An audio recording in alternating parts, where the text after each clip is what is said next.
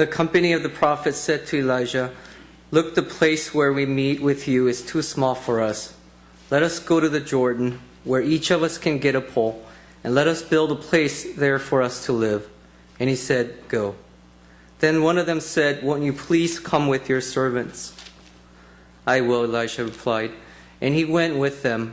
They went to the Jordan and began to cut down trees. As one of them was cutting down a tree, the iron axe head fell into the water.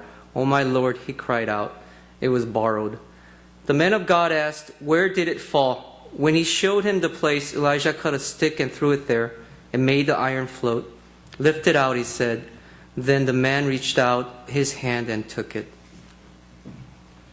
저는 오늘 여러분들과 함께 물 위로 떠오른 새도끼라는 제목으로 은혜를 나누려고 합니다. 오늘 본문을 보면 새도끼가 물 위로 떠오르는 그런 장면이 나옵니다. 본래 새도끼는 무게 때문에 물 위로 떠오를 수가 없는 것입니다. 그런데 오늘 본문 말씀에는 새도끼가 물 위로 떠올랐다라고 말하고 있습니다. 우리는 이것을 기적이라고 말합니다. 도저히 불가능한 일이 내 눈앞에서 현실로 나타날 때 우리는 기적을 보았다, 이렇게 말을 하기도 합니다.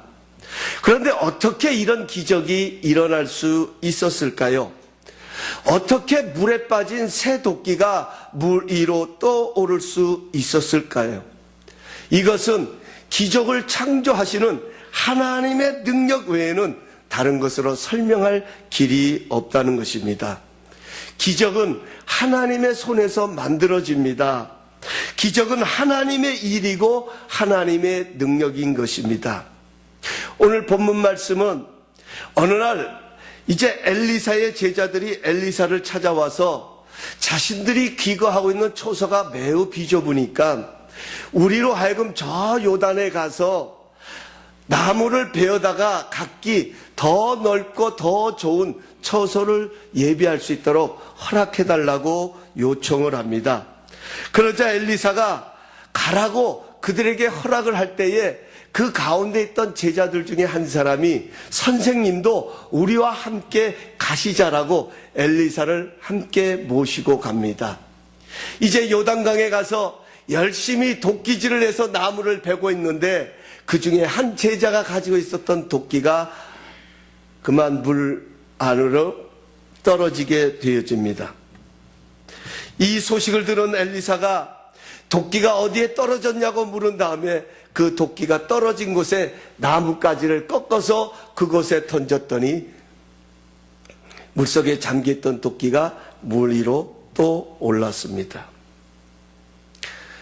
여러분, 우리가 한국에 나오는 동화 금도끼, 은도끼 이야기가 있듯이 마치 꼭 그런 것 같은 연상을 받기도 합니다.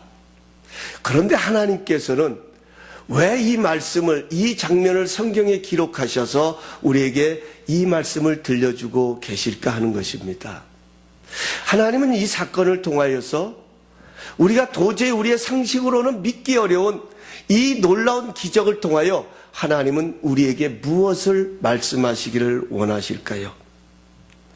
그것은 하나님의 능력이 임하면 아무리 무거운 새도끼도 수면 위로 떠오를 수 있다는 것입니다. 하나님이 하시고 싶으신 말씀은 세상의 상식으로 되어지지 아니하고 지식으로 되어지지 아니하는, 내 힘으로 되지 아니하고 내 능으로 되지 않는 것, 오직 여호와의 신으로 되어진다는 말씀처럼 하나님의 능력이 임하면 안 되는 것도 되어지는 역사가 일어난다는 것입니다. 여러분 한번 생각해 보세요. 새로운 꿈을 가지고 이제 더 좋은 장막을 짓기 위해서, 더 좋은 초소를 짓기 위해서 이제 그 꿈을 가지고 열심히 도끼를 들고 가서 도끼질을 하는 제자들의 열심을 한번 생각해 보십시오. 얼마나 그 마음에 흥분이 있었겠습니까? 얼마나 그 마음에 기대가 있었겠습니까?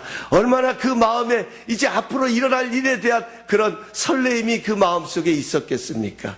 그렇기 때문에 더 열심히 도끼질을 했을 것입니다.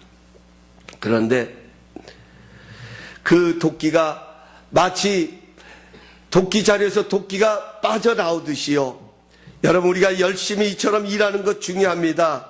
그러나 그 열심도 도끼날이 자루에서 빠져 물에 빠지는 것처럼 지치고 힘들어 그 무게를 견디지 못하고 수면 아래로 잠겨버릴 수 있다는 것입니다. 그러나 하나님의 메시지는 비록 이런 삶을 살아간다 할지라도, 이런 상황 속에 있다 할지라도 하나님의 능력으로 다시 일어설 수 있다는 것입니다. 하나님이 일으켜 세우시면 어떤 새도끼라도 수면 위로 떠오를 수 있다고 하나님은 그 메시지를 우리에게 하나님의 마음을 전달해 주고 계십니다. 저는요, 우리 다이몬드 감사 한인교회 성도님들에게 정말로 이런 일들이 많이 일어날 수 있기를 기도합니다.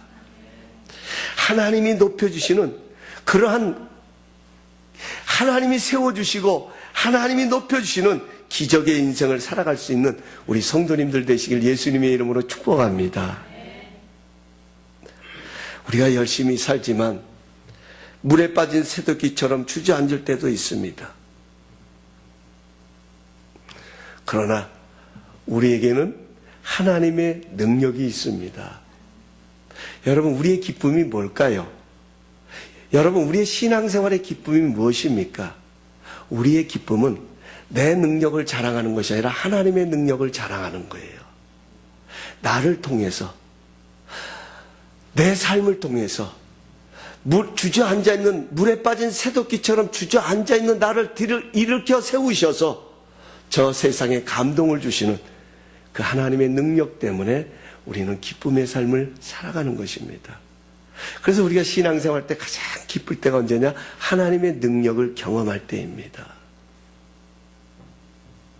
저는 우리 교회 성도님들의 2014년도의 삶이 이런 축복의 삶이 될 수 있기를 간절히 소원합니다. 우리 교회가 이런 역사가 일어나야 합니다. 하나님의 능력으로 다시 물 위로 떠오름으로 말미암아서 우리의 입술에는 새 노래를 부르는 그런 하나님의 영광이 되는 우리의 모습이 되기를 간절히 소원합니다. 그럼 어떻게 하면 이런 하나님의 기적을 이루어 갈 수 있을까요? 우리가 하나님의 기적을 맛보기 위해서는 어떻게 해야 할까요? 두 가지만 오늘 말씀의 근거에서 나누려고 합니다. 첫 번째로, 하나님의 기적은 문제에서 출발한다는 것입니다. 여러분, 성경에 가서 보면 수많은 기적들이 기록되어 있습니다. 그 기적은 우리의 상식으로 이해되는 것들 아니라 상식을 넘어서는 기적들이 너무나도 많이 기록되어 있습니다. 그런데 이 기적들의 공통점은요, 문제에서 출발했다는 것입니다. 문제가 있었기 때문에 기적이 일어났다는 것입니다. 문제가 없었으면 기적도 없었을 것입니다. 몇 가지만 소개해드린다면, 가나 혼인잔치집에 포도주가 떨어짐으로 인해 물이 변하여 포도주가 되는 이 장면, 이 기적은 그 집에 포도주가 부족했기 때문에 일어난 사건이었습니다. 여러분, 앞을 보지 못한 거지 소경 바디메오가 앞을 볼 수 없는 인생의 핸디캡 때문에 그가 주님을 만나게 되었고 기적을 경험하게 되어집니다.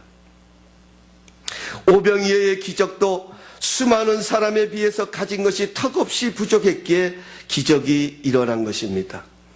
오늘 본문의 사건도 도끼가 물에 빠지는 문제가 없었다면 새도끼가 물 위로 떠오르는 기적도 없었을 것입니다. 그러한 하나님의 영광과 능력을 보지 못했을 것입니다. 오늘 이 시간 우리에게 있는 문제, 우리가 하나님의 기적을 경험하기 위해서는 이 문제에 대한 해석이 새로워져야 합니다. 이 세상의 문제를 좋아하는 사람은 하나도 없습니다.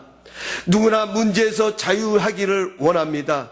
그러나 우리 인생은 마치 살아있는 파도와 같아서 민물과 썰물이 끊임없이 밀려오고 들어오듯이 우리의 인생은 항상 이런 문제들이 들어오고 나갑니다. 그러나 이렇게 문제 속에 살아가는 우리의 인생들이 한 가지만 똑바로 알고 있으면 절대로 우리는 그 문제 속에 빠져들지 않습니다. 그 한 가지가 무엇이냐? 하나님을 아는 것입니다. 우리는 하나님을 아는 만큼 담대해집니다. 우리는 하나님을 아는 만큼 능력 있는 삶을 살아갑니다. 그래서 하나님은 기적을 일으키시는 것입니다.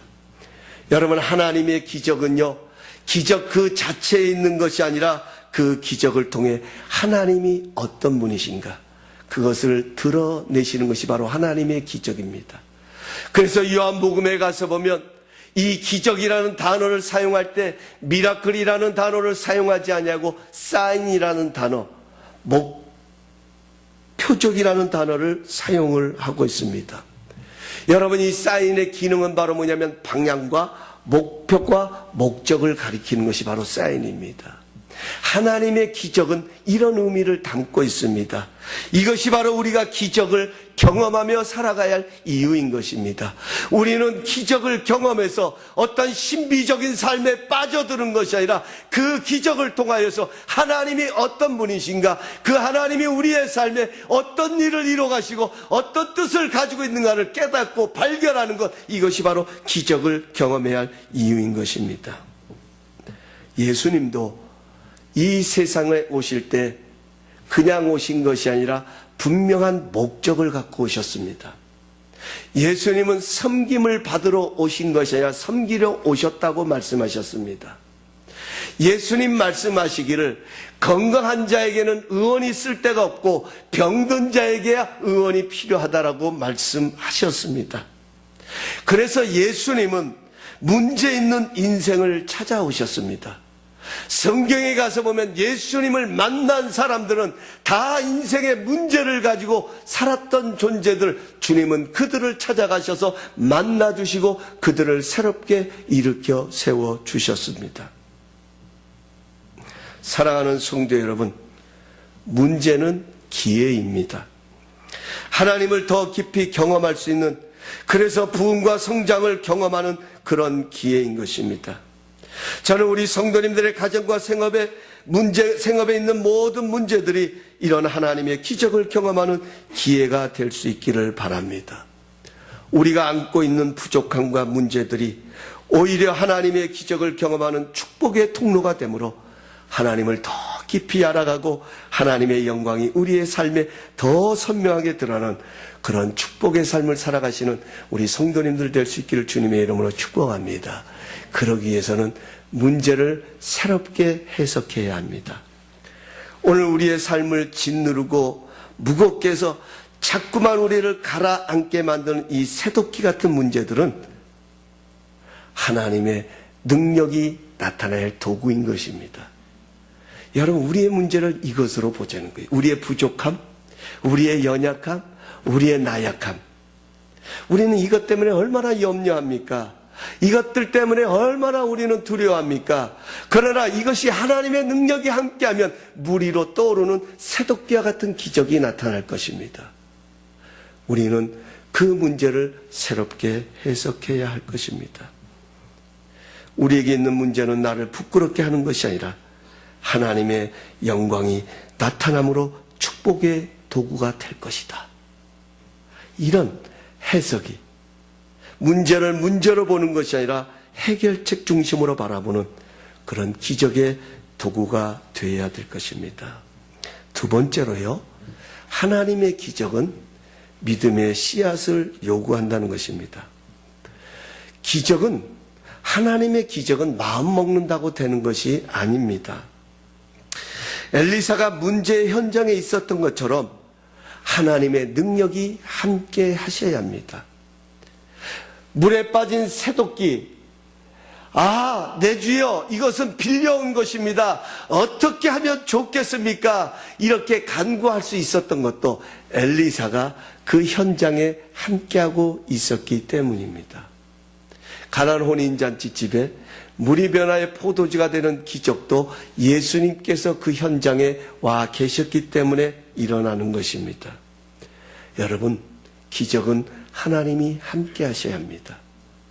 하나님은 어디에 함께 하시느냐? 믿음이 있는 곳에 함께 하신다는 거예요. 하나님은 이 믿음을 통해 기적을 이뤄 가십니다. 우리는 일반적으로 믿음하면 마치 그냥 뭔가 큰 산을 연상을 합니다. 뭔가 웅장한 것을 연상을 합니다. 뭔가 완벽한 것을 생각합니다. 물론 여러분, 믿음에는 큰 믿음도 있습니다. 그러나 겨자씨만한 믿음도 이 산을 들어 능히 옮기리라고 주님은 약속하셨습니다.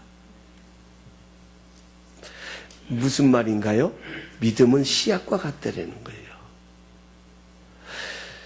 여러분, 씨앗은 아주 적은 것입니다. 어떤 씨앗은 눈에 보일까 말까 하는 그런 씨앗들도 있습니다. 그런데 그런 씨앗이 아주 귀하고 소중한 것은 그 씨앗 안에는 생명이 있다는 거예요. 그 씨앗을 심은 결과가 바로 열매입니다. 열매는 저절로 생기는 것이 아니라 그 씨앗을 땅에 심음으로 인해서 그 씨앗 안에 있는 생명이 그 땅 속에서 썩어짐으로 인하여서 뿌리를 내리고 점점점 그 땅을 뚫고서 나오는 것처럼, 열매를 맺는 것처럼 바로 씨앗의 능력은 여기에 있는 것입니다. 하나님의 기적의 원리도 마찬가지입니다. 농부 되시는 하나님께서는 바로 우리에게 풍성한 열매를 맺게 하지 않으십니다. 먼저 우리 안에 믿음의 씨앗을 심으십니다. 그래서 제가 여러분에게 이렇게 말씀드려요. 오늘 여러분의 마음속에 있는 생각들 귀하게 여기셔야 합니다. 내 상황은 도저히 그런 상황이 안 돼요.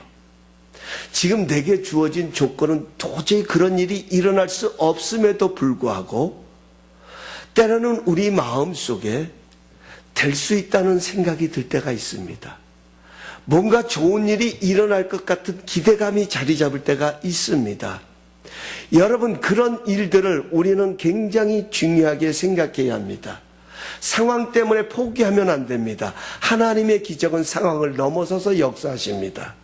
하나님의 기적은 우리의 상식을 초월해서 역사하시기 때문에 그 기적이 위대한 것입니다.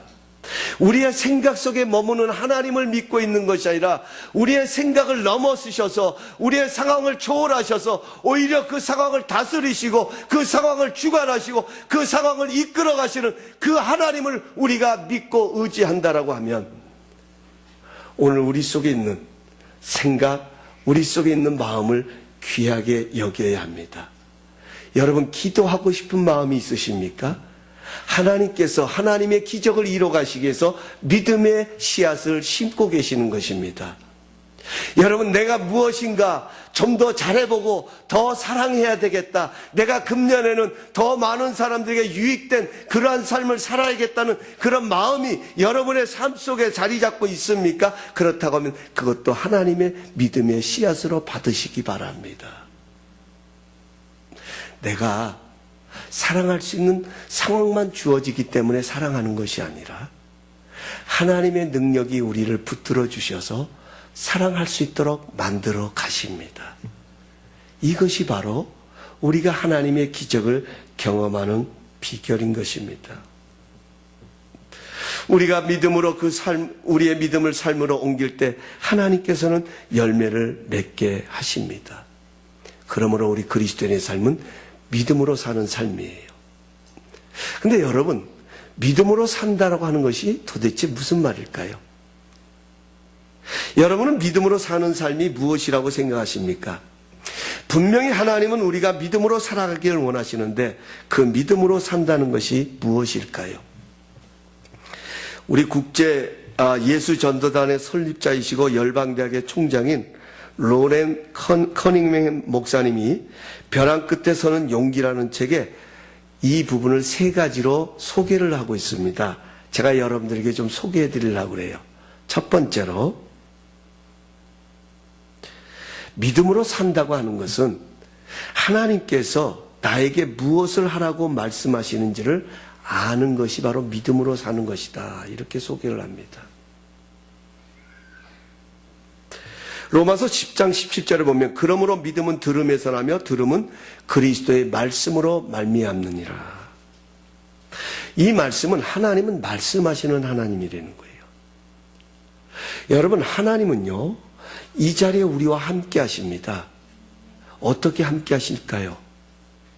우리 눈에 보이는 것이 아니라 하나님은 말씀으로 우리와 함께 하셔서 말씀으로 지금 우리를 찾아오시고 말씀으로 우리를 지금 만나고 계시는 거예요.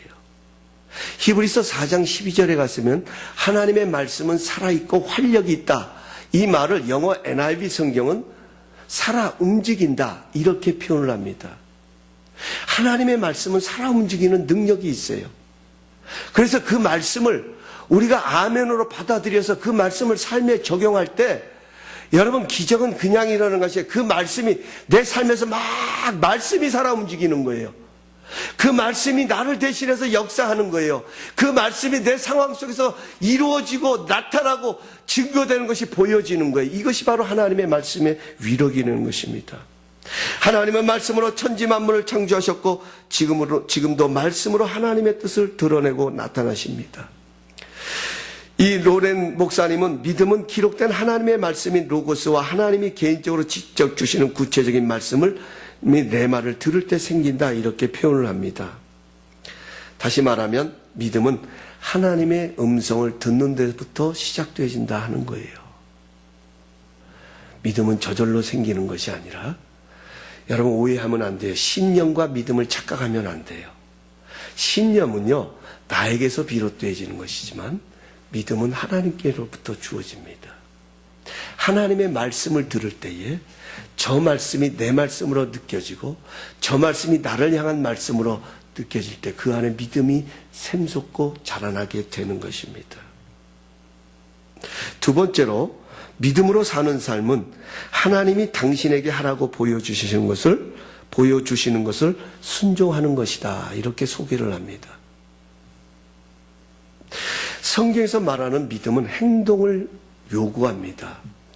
생각 속에 머무는 믿음이 아니라 생각 속에 머물러 있는 믿음, 이거는 그저 생각에 머무는 믿음입니다.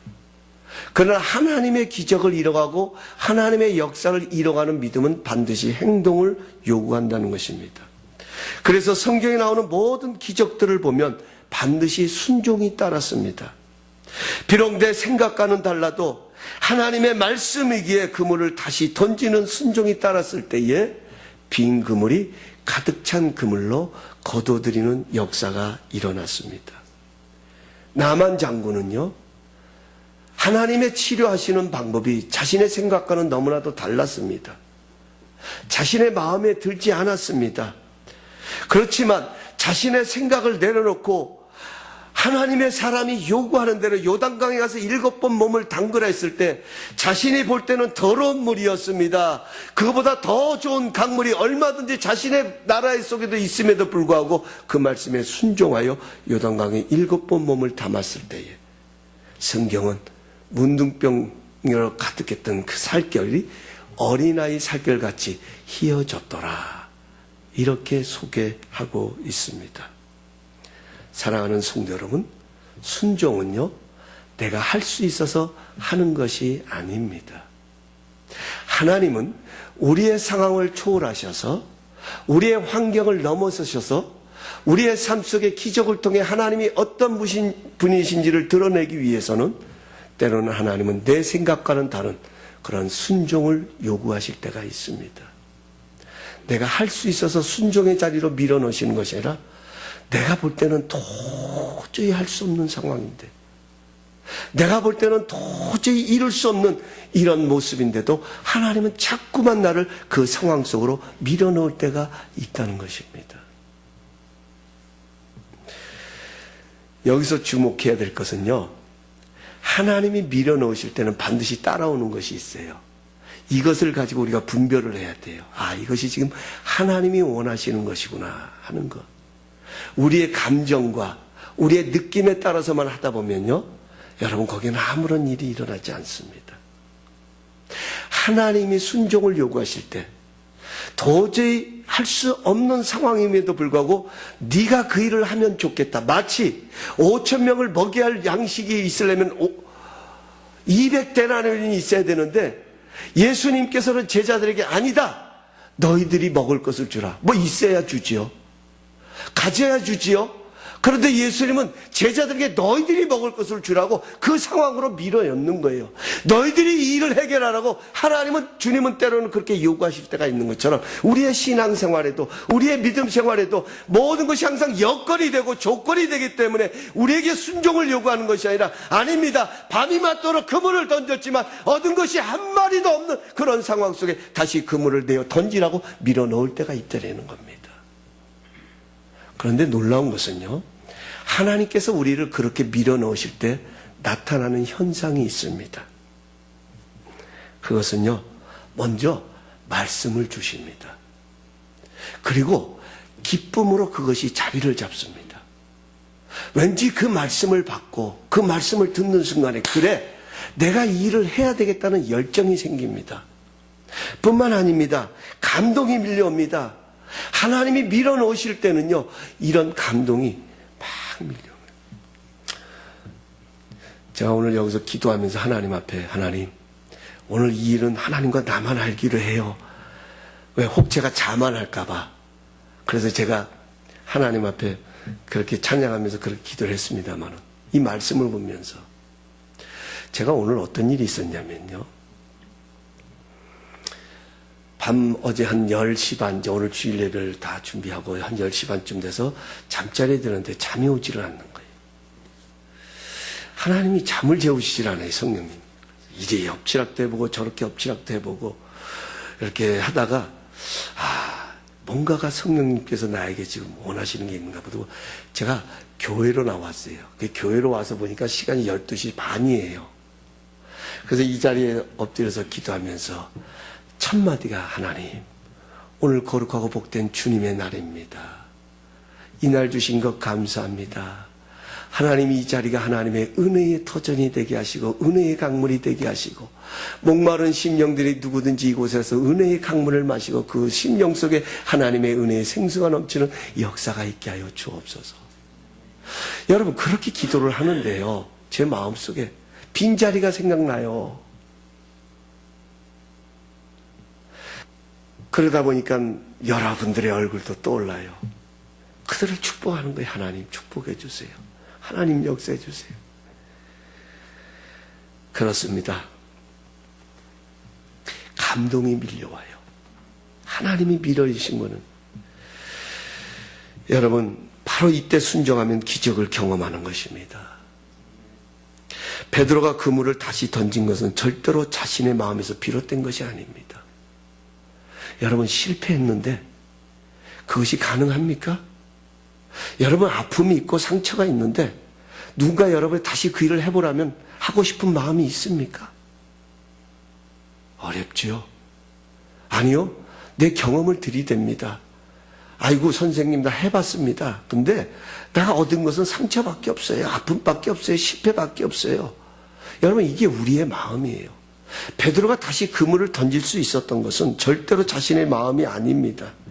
하나님이 일을 시킬 때는 함께 그 일을 할 수 있는 능력도 주십니다. 그래서 순종이 축복입니다. 그래서 사도 바울이 나의 나 된 것은 하나님의 은혜로다.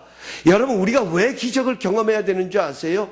우리는 기적을 경험할 때 내 힘으로 살아가는 것이 아니라 내 능력으로 살아가는 것이 아니라 하나님이 하셨습니다. 이것이 바로 기적을 통해서 우리의 입술로 고백되어지는 거예요. 그래서 우리는 기적을 경험하며 살아가야 하는 것입니다. 마지막 세 번째로요, 믿음으로 사는 삶이란 하나님이 하실 일에 대하여 하나님의 때에 하나님의 방법으로 하실 것을 신뢰하는 것이다. 이렇게 소개하고 있습니다. 이 말을 바꿔서 말하면 우리가 믿음으로 살아갈 때에 하나님께서 그 일을 행하실 수 있도록 기다려야 할 때도 있다라는 거예요. 기다려야 할 때도 있다 하는 것입니다. 여러분, 성경에 가서 보면 예수님이 이런 말씀을 하세요. 바리새인들을 향하여서 선민의식에 빠져있는, 우리는 하나님의 선택받은 백성이다 해서 이방 사람들을 무시하는 그런 바리새인들을 향하여 예수님이 뭐라고 말씀하십니까? 하나님은 얼마든지 이 돌들로도 아브라함의 자손이 되게 하실 수 있다. 하나님께 그런 능력이 있더라는 거예요. 그런데 하나님은 절대로 그렇게 하시지를 않았습니다. 이스라엘 백성들을 끝까지 포기하지 않으시고 하나님의 손으로 빚어가셨습니다. 얼마든지 이스라엘 백성들을 버리시고 다른 사람들을 통해서라도 하나님의 선택된 백성들을 하나님은 만들어 가실 수 있는 능력이 있음에도 불구하고 하나님은 인내하셨습니다. 하나님은 끝까지 포기하지 않으시고 그 백성 사랑하신 것 끝까지 사랑하셔서 하나님의 백성으로 빚어 가셨습니다. 믿음으로 사는 삶은 하나님의 때를 신뢰하는 것입니다. 하나님은 하나님의 방법과 목적대로 그 일을 지어 성취하신 분이시기 때문에 우리는 거기에 초점을 맞추고 그 하나님의 때를 기다리는 것, 이게 바로 믿음으로 살아가는 삶입니다. 이제 말씀을 맺습니다. 제가 이 말씀을 준비하면서 주님께 물었습니다. 물 위로 떠오른 새도끼. 왜 한 주간 동안 하나님께서 제 마음에 이런 생각을 하게 하셨을까? 주님, 왜 이 말씀을 전하게 하시는지 물었습니다. 그때 한 생각이 떠오릅니다. 우리 신년 특별 새벽 기도회 때 하나님께서 우리에게 들려주셨던 말씀이 있었습니다. 여러분, 갈렙이 어떻게 축복의 땅에 들어갈 수 있었습니까? 성경은 갈렙이 축복의 땅에 들어간 이유를 분명하게 기록하셨습니다. 그들은 마음이 달라서 내가 그들을 그 땅으로 인도하여 드렸다라고 말씀합니다. Different spirit입니다. 하나님의 기적을 보는 자는 뭔가 다른 마음을 갖습니다. 뭔가 다른 생각을 갖습니다. 똑같이 어렵습니다. 똑같이 힘듭니다. 똑같이 절망입니다. 똑같이 물속에 가라앉을 수밖에 없는 상황입니다. 그럼에도 불구하고 하나님의 기적을 경험하는 사람은, 그럼에도 불구하고 하나님의 축복을 경험하는 사람은 그들과 마음이 다릅니다. 그들과 다른 생각을 갖고 있습니다. 물 위로 떠오른 새도끼, 이것은 분명히 하나님의 은혜이고 하나님의 능력입니다. 바로 여러분과 제가 이런 은혜와 능력을 잊고 살아가야 할 하나님의 사람들입니다. 우리는 물에 가라앉을 새도끼가 아니라 하나님의 능력으로 물 위로 떠오르는 새도끼가 되어야 합니다. 그러기 위해서는 문제를 하나님의 기적의 재료로 보아야 합니다. 믿음의 씨앗을 심어야 합니다. 그러기 위해서 우리는 말씀을 들어야 합니다. 믿음은 들음에서 나옵니다. 말씀에 순종해야 합니다. 하나님의 이루어 가실 때까지 소망의 줄을 놓지 말고 그 하나님을 끝까지 신뢰해야 합니다. 하나님은 인내하는 믿음을 통해 기적을 창조하십니다. 우리가 물 위로 떠오르는 새도끼가 되고자 하는 이 마음을 하나님께서 우리에게 허락하여 주셨을 때는 성령님께서 우리에게 그 일을 이룰 수 있는 능력도 함께 주실 줄로 믿습니다. 우리 성도님들 2014년도 지금은 어떤 상황에 있다 할지라도 2014년도는 물 위로 떠오른 새도끼처럼 우리의 인생의 삶이 세상의 지면에 떠올라 하나님의 영광을 드러낼 수 있는 그런 기적의 삶이 되시기를 예수님의 이름으로 축복합니다.